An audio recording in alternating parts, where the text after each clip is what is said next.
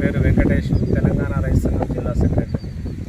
ఈరోజు ఆర్మూరు పట్టణానికి సంబంధించి కాలేజీ దగ్గర ఉన్నటువంటి వడ్లని కుప్పలన్నీ కూడా సందర్శించడం జరిగింది.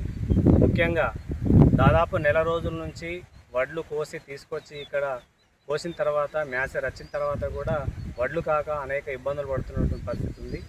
పైగా ఈరోజు దొడ్డు వడ్లు ప్రభుత్వం కొనుగోలు చేయకపోవడంతో రైతులు తీవ్రమైనటువంటి ఇబ్బందులకు గురవుతూ ఉన్నారు. ఆరుగాలం కష్టపడి పంట పండించి ఈరోజు చేతికి వచ్చిన తర్వాత కూడా కనీసం వాటిని తీసుకుపోవడానికి కూడా అనేక రకాలుగా ఈరోజు ఇబ్బందులు పడుతున్నటువంటి పరిస్థితి ఉంది.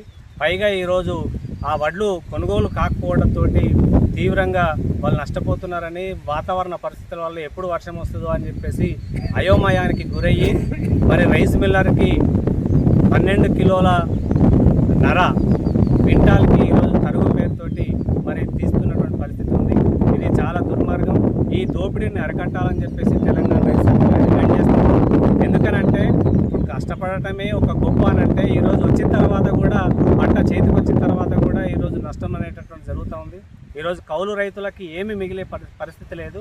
ఉల్టా అప్పులు అయ్యేటటువంటి పరిస్థితిలో ఈరోజు ప్రభుత్వం ఆ రకమైనటువంటి ప్రయత్నం చేస్తూ ఉంది. ఆత్మహత్యలు చేసుకునేటటువంటి పరిస్థితి ఈరోజు రైతులు ఏర్పడుతూ ఉంది. కాబట్టి ప్రభుత్వం వెంటనే తరుగు లేకుండా రైతులందరినీ కూడా ఆదుకోవాలి. ఇప్పుడు ఉన్నటువంటి వడ్లని కూడా కొనుగోలు చేయాలని చెప్పేసి తెలంగాణ రైతు సంఘంగా డిమాండ్ చేస్తుంది.